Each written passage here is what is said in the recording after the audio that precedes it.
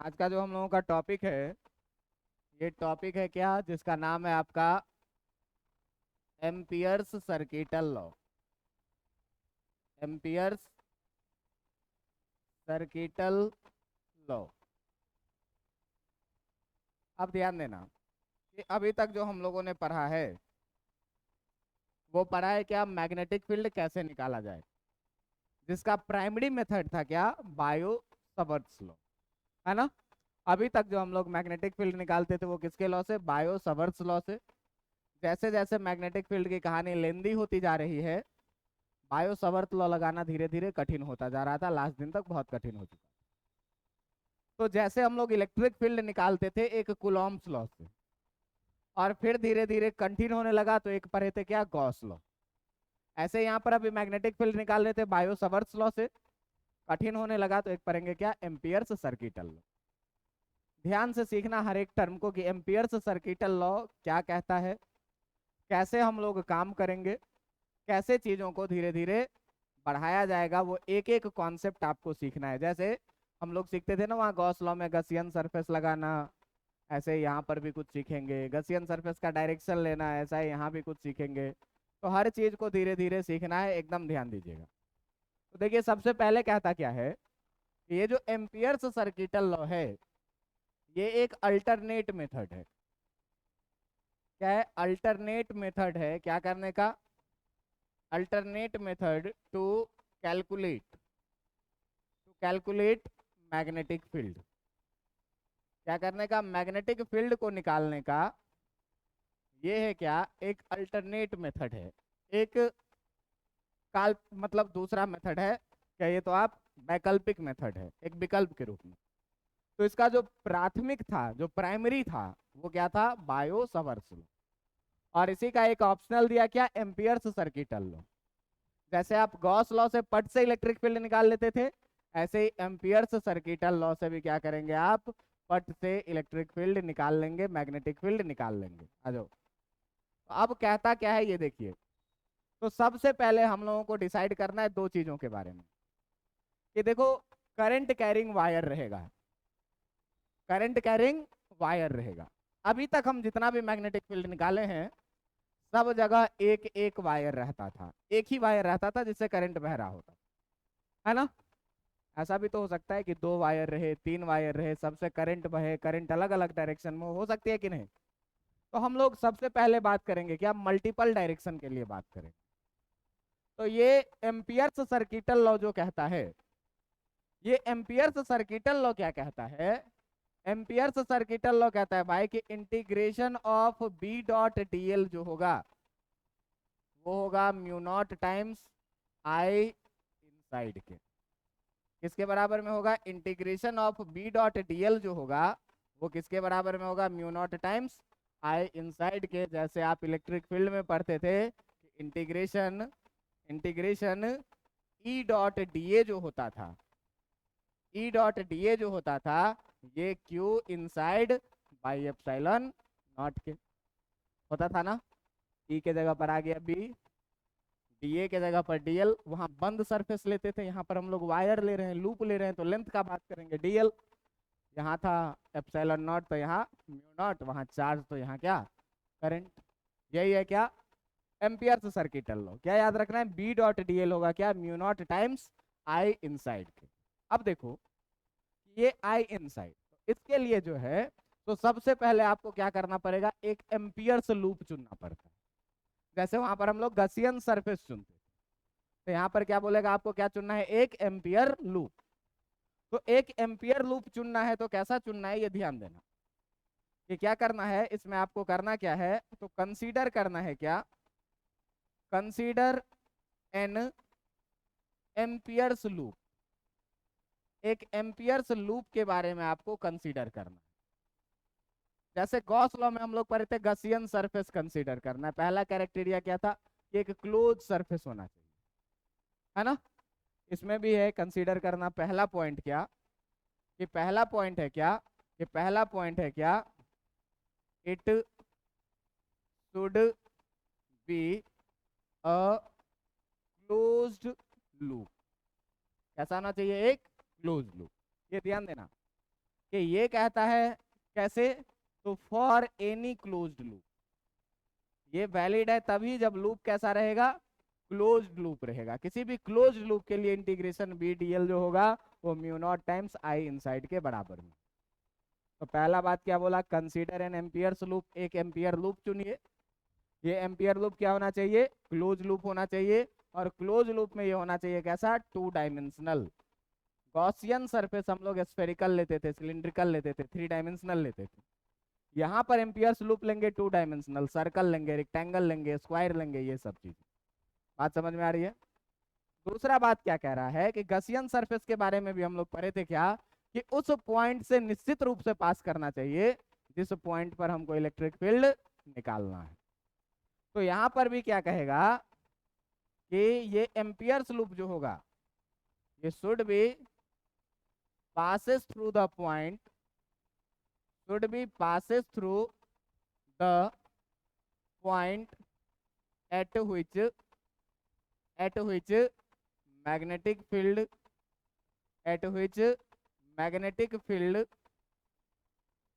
to be calculated। जिस point पर हमको मैग्नेटिक फील्ड निकालना है उस पॉइंट से होकर के इस एम्पियर्स लूप को पास करना ही करना पड़ेगा। बात समझ में आ रहा है। और तीसरा बात क्या कह रहा है कि इट इज यूजफुल, यह यूजफुल होता है, it is useful if if loop is if loop is if loop is symmetric if loop is symmetric about current carrying wire, कि जब करंट कैरिंग वायर के अबाउट क्या हो, करंट कैरिंग वायर के about अगर amperes loop symmetric होता है तो ये क्या होगा, यूजफुल हो जाएगा। देखना ध्यान से बातें कैसे कर रहे हैं। अगर मान लो कि अपने पास एक करंट का लूप लिया जाए, मान लो ये है कोई सा करंट कैरिंग वायर, बात समझ में आ रहा है। इससे करंट बह रही है कितनी, आई, और यहां से जो है तो ए डिस्टेंस पर मान लो कोई पॉइंट है पी, तो कहेगा क्या कि आप पी पॉइंट पर हमको मैग्नेटिक फील्ड बताइए कि कितना होगा। तो सबसे पहला काम क्या करना है, एक एम्पियर्स लूप चुनना है, जो लूप क्या हो, एक क्लोज लूप हो, पी पॉइंट से पास करे और इस वायर के अबाउट क्या हो, सिमेट्रिक हो। देखना ये वायर है तो एक सर्कल इसके सिमेट्रिक होगा कि नहीं, और सर्कल क्लोज लूप भी होगा। पॉइंट पी से अगर हम एक ऐसा लूप बना लें, अगर हम एक ऐसा लूप बना लें सर्कुलर लूप, तो ये सिमेट्रिक भी है चारों तरफ, पॉइंट पी से पास भी कर रहा है। अब देखो कि सिमेट्रिक होने का फायदा क्या होता है, तो इसका तुम लो टॉप व्यू, इसका लो कौन सा, टॉप व्यू। इसको ऊपर से देखो, जब इसको आप ऊपर से देखिएगा आपको दिखेगा ऐसा दिखेगा एम्पियर्स लूप, और इसमें से करंट आपको दिखेगा अपने तरफ बाहर आते हुए डॉट में, डॉट में करंट क्या दिखेगा, बाहर आते हुए आई। बात समझ में आ रहा है। अब देखो कि इस करंट कैरिंग वायर से जितना डिस्टेंस यहाँ होगा उतना ही डिस्टेंस यहाँ भी होगा। बात समझ में आ रहा है। जितना डिस्टेंस यहाँ होगा उतना ही डिस्टेंस यहाँ भी होगा, उतना ही डिस्टेंस यहाँ भी होगा। अगर इस सारे पॉइंट का हम नाम रख दें ए बी सी डी कुछ भी, तो अगर ये डिस्टेंस सब जगह बराबर है तो वायर के कारण जो मैग्नेटिक फील्ड हम लोग पढ़े हैं, देखिए कि इस पर अगर हम डीएल लेंगे तो ऐसे लेंगे, यहाँ पर अगर हम डीएल लेंगे तो ऐसे लेंगे, यहाँ पर अगर हम डीएल लेंगे तो ऐसे लेंगे, और आर हमेशा क्या है, टेंजेंशियल 90 डिग्री बनाएगा। यहाँ पर भी आर कितना बनाएगा, 90 डिग्री, यहाँ पर भी आर कितना बनाएगा, डीएल लेंगे तो ये भी कितना, 90 डिग्री सब जगह। और जब हम लोग मैग्नेटिक फील्ड लिखते हैं भाई, तो मैग्नेटिक फील्ड कितना लिखते हैं, mu naught by 4 pi I by A लिखते हैं कि नहीं, और डी एल साइन, ये ना लिखते हो। मैग्नेटिक फील्ड कितना लिखते हो, बी इक्वल टू इंटीग्रेशन इसी का लिखते हो। अब ध्यान देना, mu naught by 4 pi constant है, आई कॉन्स्टेंट है, ए कॉन्स्टेंट है, डीएल सब जगह के लिए बराबर है, और थीटा सब जगह के लिए कितना है, 90 डिग्री। कहीं भी बात करिएगा लूप पर, तो लूप पर कहीं भी बात करिएगा तो जो मैग्नेटिक फील्ड एट ए होगा वही बी पर भी मैग्नेटिक फील्ड होगा, वही सी पर भी होगा, वही डी पर भी होगा। इसका मतलब सीधे इसका वैल्यू क्या हो जाएगा, कांस्टेंट। कब, जब सिमेट्रिक लूप लेंगे तब। बात समझ में आ रहा है? क्यों, इक्वी डिस्टेंट हो गया। अब डिस्टेंस ए बराबर, बाकी सारा चीज सेम ही है, तो मैग्नेटिक फील्ड भी क्या हो जाएगा। और जैसे ही बी कांस्टेंट होगा इंटीग्रेशन में बाहर आ जाएगा। जैसे ही बी कांस्टेंट होगा क्या होगा इंटीग्रेशन में।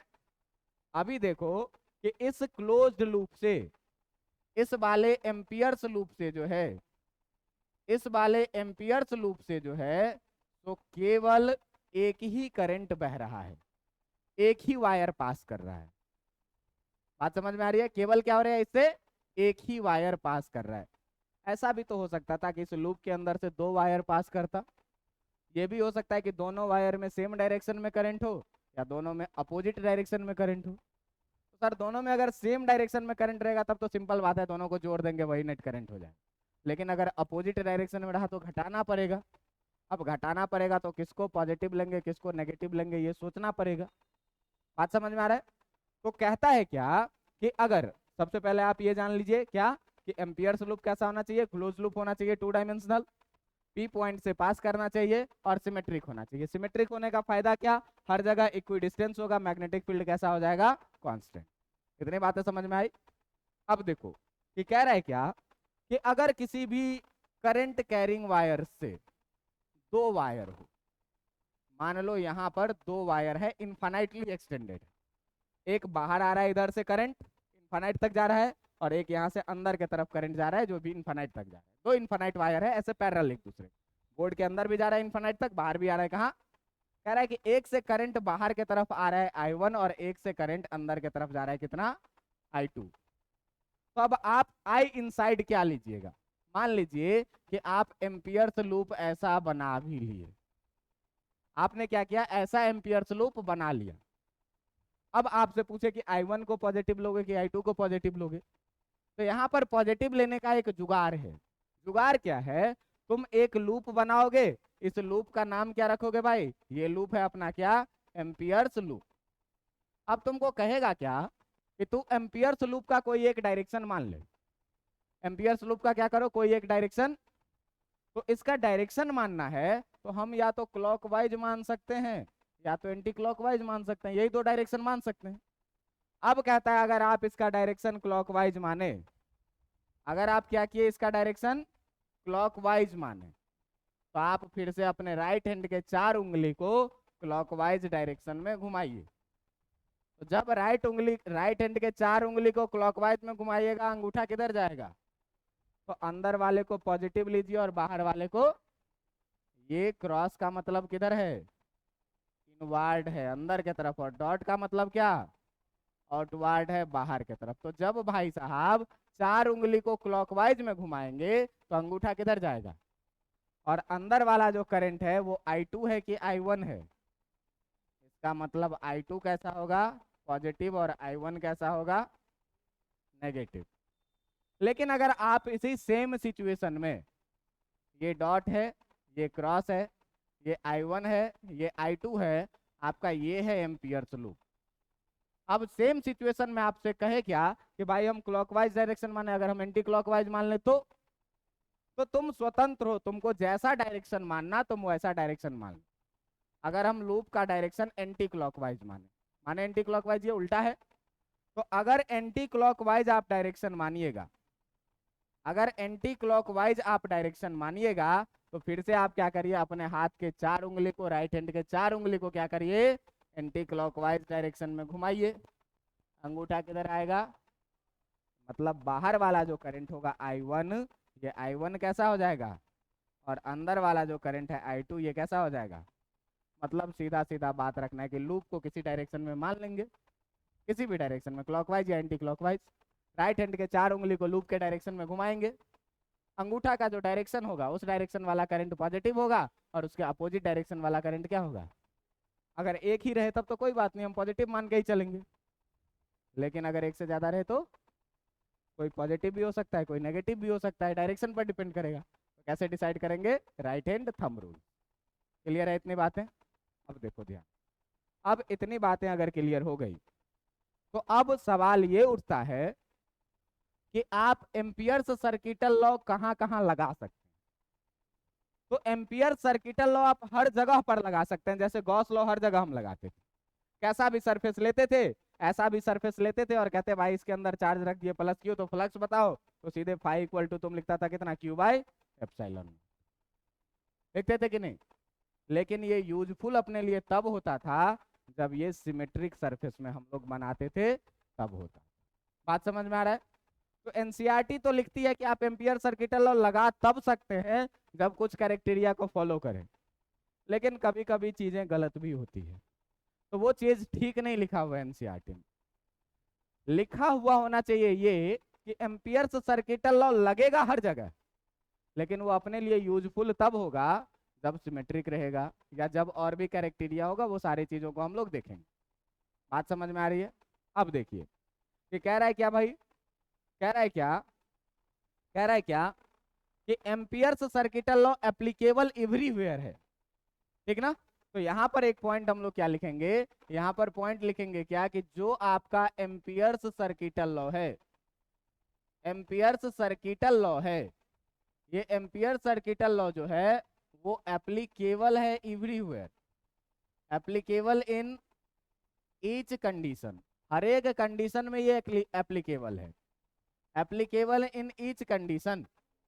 लेकिन ध्यान देने वाली बात ये है कि but it is useful, but it is useful only if, but it is only useful if पहला कंडीशन। बोर्ड एग्जाम में कभी कभी 2 नंबर 3 नंबर में पूछ देता है कि एम्पियर्स सर्किटल लॉ किस किस कंडीशन में यूजफुल है। तो ध्यान दीजिएगा कि पहला कंडीशन जो है इसके यूजफुल होने का, इसमें कहेगा क्या कि इफ वेक्टर बी यानी कि magnetic field and vector DL, बात समझ में आ रहा है, बी और वेक्टर डीएल क्या हो, if vector B and vector dl are tangential, कैसा हो जाए दोनों, टेंजेंशियल हो। अब टेंजेंशियल का मतलब क्या हुआ, जरा सा ध्यान से देखना। टेंजेंशियल का मतलब हुआ कि मान लो कि यहां से एक करंट आ रहा है बाहर की तरफ, इस करंट का नाम मैं क्या रखूं, आई, और कहे क्या कि तुम्हारा एम्पियर्स लूप है कुछ ऐसा, एम्पियर्स लूप है कुछ ऐसा, ये है क्या तुम्हारा एम्पियर्स लूप। बात समझ में आ रहा है। अब जरा सा इस लूप का डायरेक्शन देखो, तो अंगूठा बाहर करोगे, 4 उंगली ऐसे मोड़ोगे, तो लूप का डायरेक्शन कैसा हो जाएगा, ऐसा हो जाएगा कि नहीं। करंट बाहर आ रहा है, अंगूठा बाहर, 4 उंगली ऐसे मोड़ेंगे, मुट्ठी बंद करेंगे, तो डायरेक्शन कैसा जाएगा, ऐसा जाएगा। अब ध्यान देना कि इस पर हम लोग जो डीएल एलिमेंट काटेंगे, इस पर अगर हम लोग डीएल एलिमेंट काटेंगे, वो लूप के डायरेक्शन में ही डीएल काटेंगे।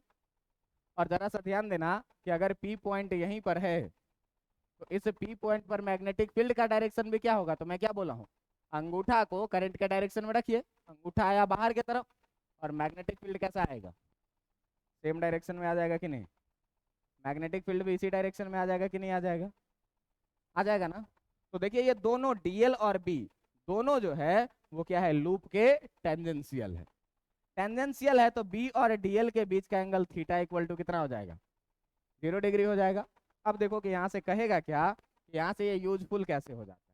तो भाई एम्पियर्स सर्किटल लॉ क्या कहता है कि integration of B dot DL जो है ये आपका बराबर होता है किसके बराबर में, mu nought into I inside के बराबर में। देखो ध्यान से, बी डॉट डीएल को भैया बी डीएल कॉस थीटा लिखा जा सकता है कि नहीं, और बी डीएल कॉस थीटा जो हो जाएगा वो किसके बराबर में हो जाएगा, mu nought into I inside के बराबर में।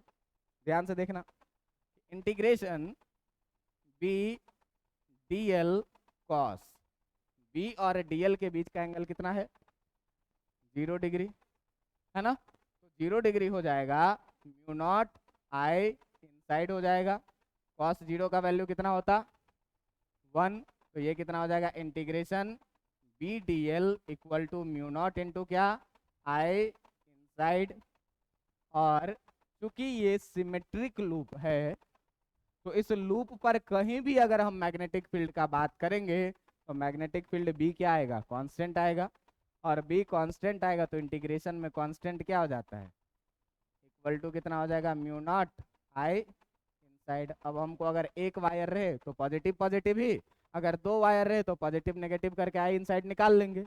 आई इनसाइड पता है, म्यू नॉट पता है, इंटीग्रेशन ऑफ डीएल पता चल जाएगा, सर्कुलर लूप है 2πr के बराबर में होगा, मैग्नेटिक फील्ड भी नहीं निकलेगा। तो ये यूजफुल तब होता है जब पहला कंडीशन में क्या हो कि बी और डीएल दोनों ही क्या हो जाए, टेंजेंशियल हो जाए।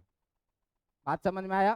दूसरा कंडीशन पर ध्यान दीजिए कि दूसरा कंडीशन कहता है क्या कि if vector B is normal to, normal को हम लोग परपेंडिकुलर बोलते हैं, नॉर्मल टू वेक्टर कि अगर किसी कंडीशन में ऐसा हो कि इसी लूप में मान लो थोड़ा देर के लिए कि डीएल का डायरेक्शन ऐसा हो जाए और मैग्नेटिक फील्ड यहाँ से परपेंडिकुलर बाहर की तरफ चले जाए, अब दोनों के बीच का एंगल कितना, 90 डिग्री हो जाएगा।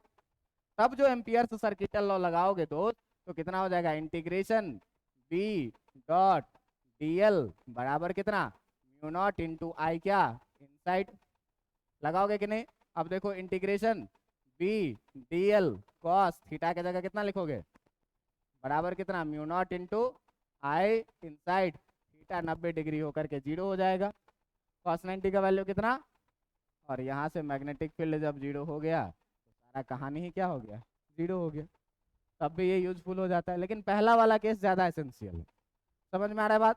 और तीसरा और सबसे लास्ट कंडीशन जो है ये क्या कहता है कि इफ बी वैनिसेस, वैनिसेस का मतलब क्या हुआ कि बी इक्वल टू ही कितना हो जाए, 0 हो जाए, तो पूरी कहानी को ही 0 कर बैठेगा।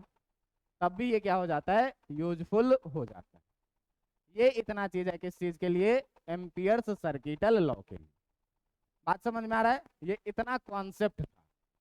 कॉन्सेप्ट में क्या बोला कि तुमको एक करंट कैरिंग वायर दिया रहेगा, उसके कारण बोलेगा मैग्नेटिक फील्ड निकालने के लिए किसी पॉइंट पर, तो सबसे पहला काम तुमको करना है एम्पियर सर्किटल लॉ लगाने के लिए एक एम्पियर्स लूप चुनना है। जो लूप क्लोज लूप होना चाहिए, पी पॉइंट से पास करना चाहिए, और करंट कैरिंग वायर के अबाउट सिमेट्रिक होना चाहिए। सिमेट्रिक होने से क्या फायदा होता है कि हर पॉइंट पे मैग्नेटिक फील्ड का वैल्यू क्या आ जाता है, कांस्टेंट आ जाता है। उसके बाद आप क्या करिएगा कि बी का और डीएल का डायरेक्शन डिसाइड करिएगा, एम्पियर्स सर्किटल लॉ लगाइएगा और सॉल्व करिएगा, आपका मैग्नेटिक फील्ड निकल करके आ जाएगा। और एम्पियर्स सर्किटल लॉ में आपको केवल इतना बात याद रखना है कि किसी भी क्लोज लूप के लिए, ध्यान रखना है, किसी भी क्लोज लूप के लिए इंटीग्रेशन बी डॉट डीएल जो होता है वो mu not times I inside के बराबर में। यहाँ पर एम्पियर्स लॉ खत्म हो जाता है। अब एम्पियर्स लॉ का एप्लीकेशन इंपॉर्टेंट है। क्या कि तुमको कह देगा कि एम्पियर्स लॉ का यूज करके इस सिचुएशन के कारण मैग्नेटिक फील्ड निकालिए। तो अभी मैं एक ऐसा सिचुएशन ले रहा हूं जिसको हम लोग पहले बायो सर्वताज लॉ से क्लियर किए हुए, और इसको आज हम एम्पियर सर्किटल लॉ से भी करेंगे। देखेंगे कि आंसर सेम आता है कि नहीं आता है। अगर सेम आता है इसका मतलब ठीक है, अगर नहीं आता है इसका मतलब फालतू चीज है। तो आंसर सेम ही आएगा। अब देखिए कि कैसे काम किया जा रहा है। तो हम लोग बात करने वाले हैं अब किस चीज का, हम लोग बात करने वाले हैं अब एप्लीकेशन का।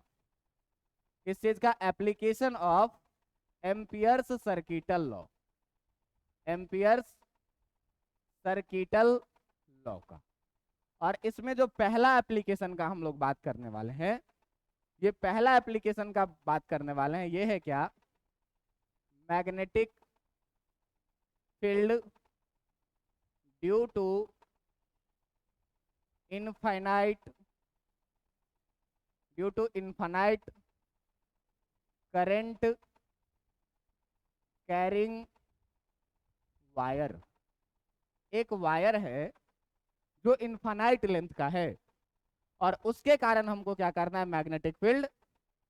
तो पहले हम लोग क्या पढ़े भाई इनफाइनाइट लेंथ वाले के लिए, कि अगर कोई वायर मान लो इनफाइनाइट लेंथ का है और इससे करंट बह रही है आई, और यहाँ से अगर तुमको ए डिस्टेंस पर कहता था मैग्नेटिक फील्ड निकालने के लिए, तो ये φ1 भी कितना होता था और ये φ2 भी कितना होता था, 90 डिग्री याद है तुमको, याद है ना इनफाइनाइट वायर के लिए।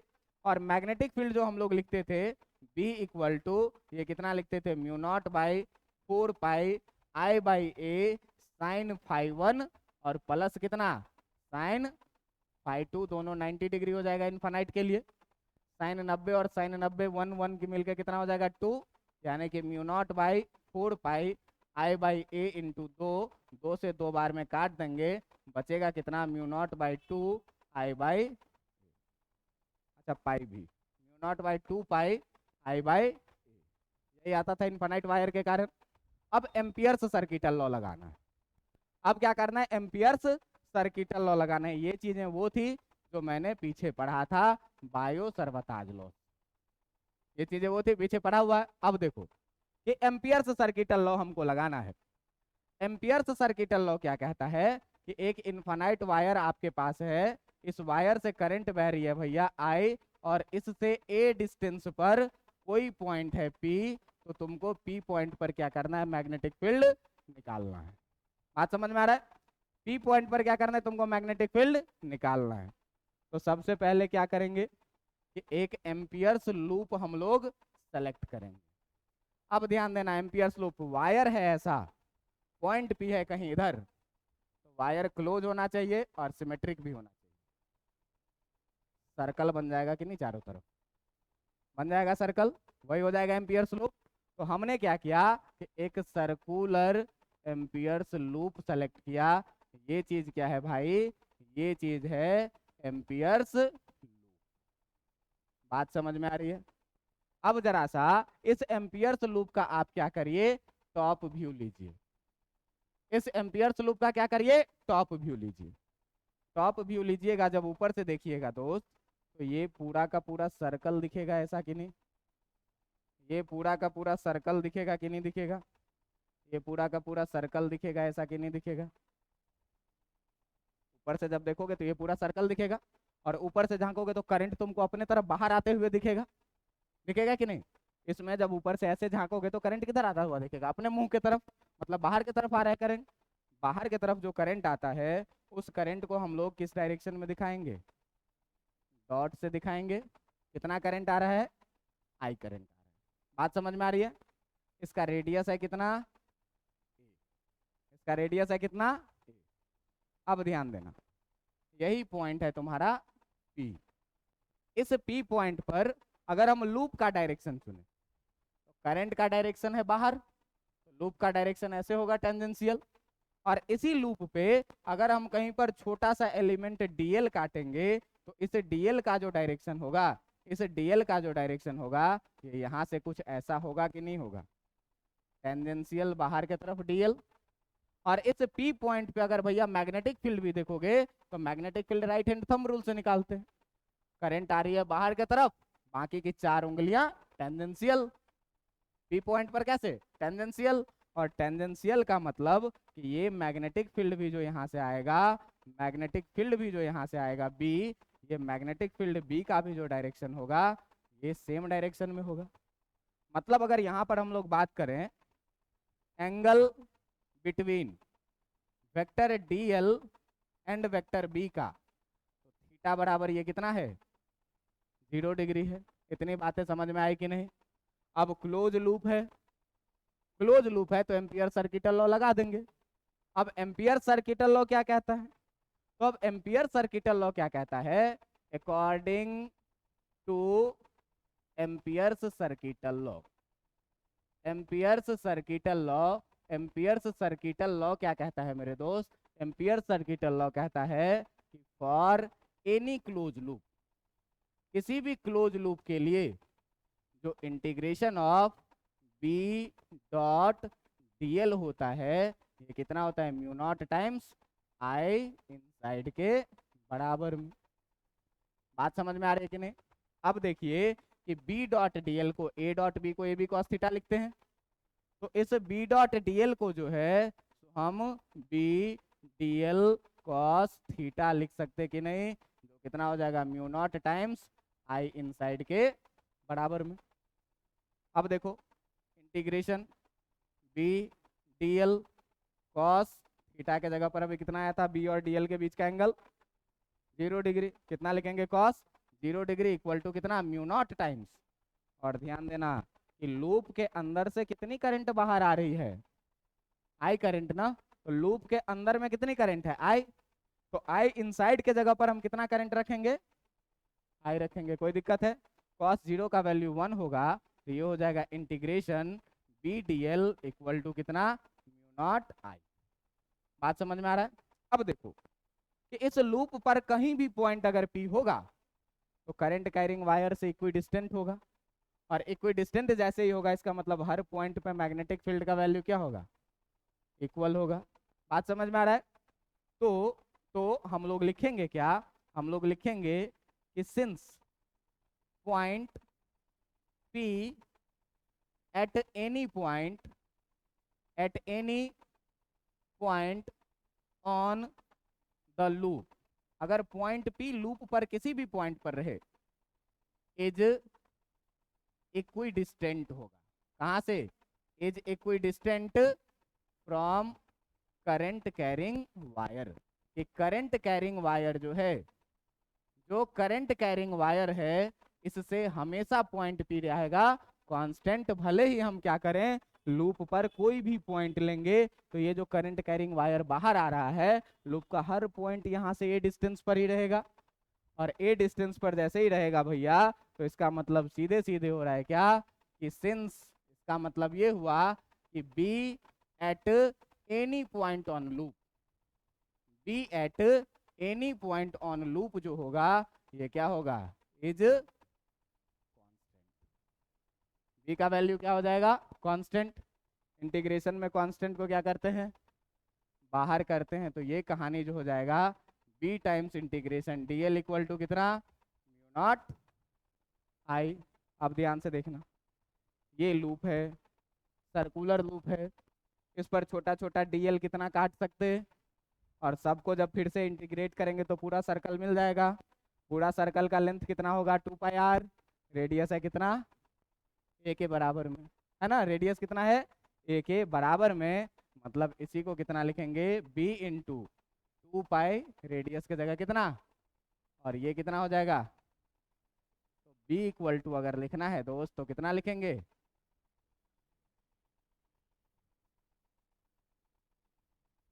यही हो गया क्या, देखो म्यू नॉट आई बाई कितना 2π। यही चीज तो निकाले थे बायो सवर्त लॉ से ही, और एम्पियर सर्किटल लॉ से ज्यादा आसानी से निकल जा रहा है। क्या बस खाली एक एम्पियर्स लूप चुनना है, आई इनसाइड देखना है, बी को कांस्टेंट कर देना है, इस तरीके से जुगाड़ लेना है कि काम हो गया। तो अब क्या, ये ज्यादा आसान है।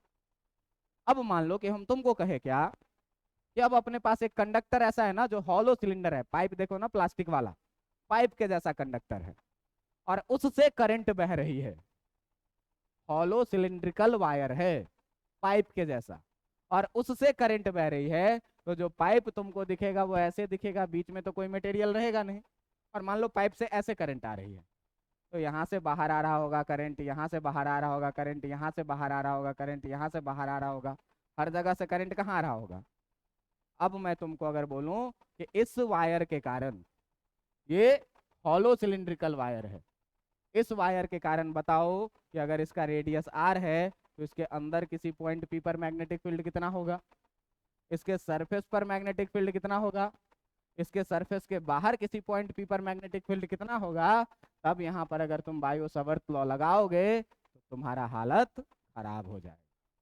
तो ऐसे ऐसे कंडीशन में हम लोग क्या करते हैं, एम्पियर्स सर्किटल लॉ लगा करके मैग्नेटिक फील्ड निकालते हैं। इसके कारण मैग्नेटिक फील्ड निकालना आपको अगले दिन दिखाएंगे। आज मैं बताया आपको कि एम्पियर्स सर्किटल लॉ का कॉन्सेप्ट क्या है, कब कब ये अप्लाई हो सकता है, किस किस कंडीशन में हम इसका यूजफुल बना सकते हैं, एम्पियर्स लूप कैसा लेना है, और उसका एक छोटा सा एप्लीकेशन भी दिखाया जिसके बारे में हम लोग पहले बार जानते थे, बायो सर्वताज लॉ से भी निकालते थे, और दोनों का आंसर वेरीफाई कर रहा है कि दोनों ही कॉन्सेप्ट से मैग्नेटिक फील्ड सेम आ रही है। इसका मतलब एम्पियर्स लॉ यूजफुल है। अब इसका और डिफरेंट एप्लीकेशन आपको अगले क्लास से दिखाएंगे। तो फिलहाल इतना पढ़ के आइएगा, आज के लिए इतना काफी है।